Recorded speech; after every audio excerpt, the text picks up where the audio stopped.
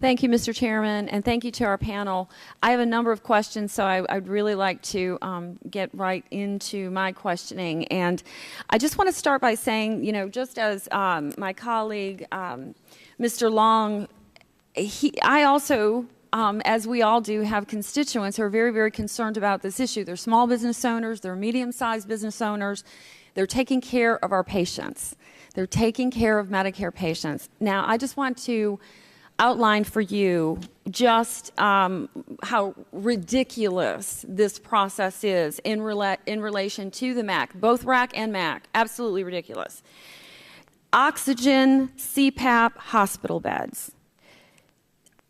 They outlined for me over a year time, we're talking about 2,600 of those filled.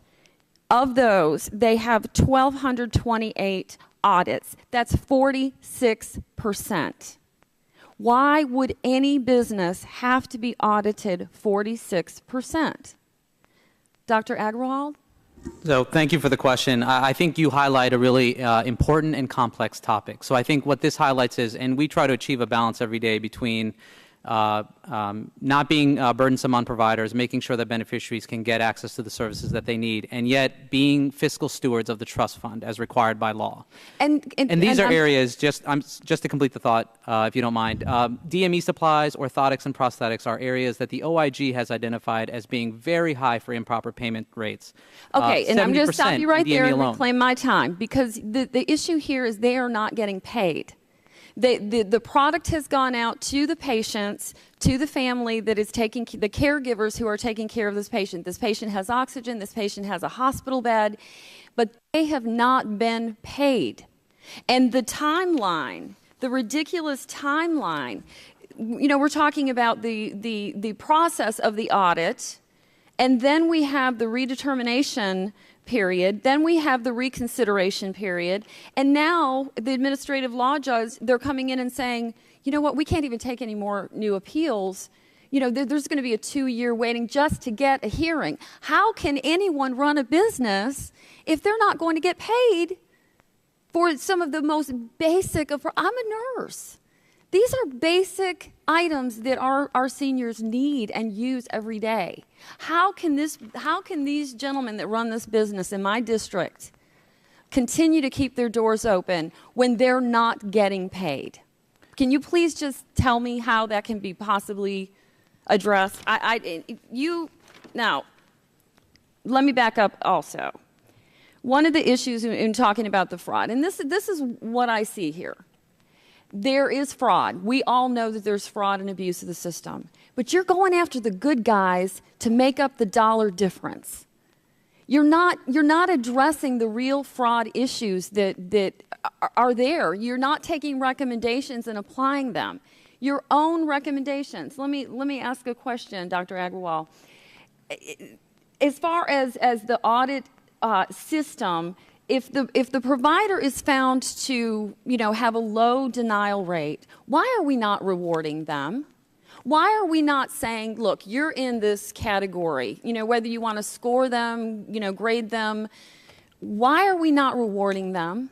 I think that's a great point and idea. In fact, that's something that we got from the provider community, and we're actually implementing in the next round of RAC contracts. Okay, and when will that round be? Well, we've been engaged in that procurement for a while now, but the procurement itself has come under protest, so we would have looked forward to actually having it completed by now, but it's currently in that protest process. And who is protesting it? Other contractors. So these folks, my constituents and every other provider, is just left in limbo right now, not getting paid. Well, I would point out that, you know, being good actors, you know, playing by the rules, doing everything they can, they're not getting paid, and we're waiting because someone's protesting. Let me just say that these audits are required by law. The contingency fee structure was set up in statute. This is not typically the way that, you know, most of our other contractors are not paid that way either. They are also post-pay audits, so they did in fact get paid. These are, and just to differentiate sort of improper payments from fraud, these are tools that we actually utilize to lower the improper payment rate, which this committee has identified as a priority. I think we can agree. The areas that the RACs have gone after are areas where there is high cost and high improper payments. The DME supplies you pointed out are those areas. How does the RAC auditor, how do they determine, what is it that makes them, that puts a red flag up that they need to go in and audit? What is it? I think one of the best early indicators is where the improper payments are based on our CERT audits that are also required by law. So the CERT audits pointed out, for example, that the improper payment rate in DME is about 70%. Okay, but why? Okay, so XYZ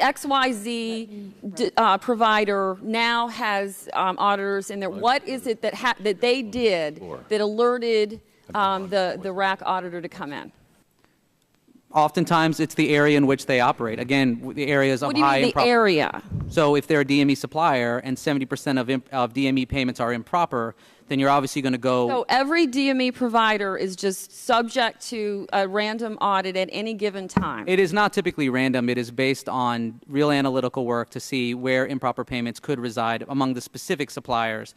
In addition, as I mentioned to you, we are very interested in rewarding those that have low denial rates so that they get audited less frequently. But we don't know when that'll happen because we're in a protest. We are we want to get the RACs up and running as quickly as anybody else. Okay. Thank you, Mr. Chairman, for indulging me. I'm over my time, but I would like to submit for the record and ask unanimous consent. There's a memorandum to OMHA Medicare appellates on the length of time for the administrative law judge hearings on the claims and entitlement appeals.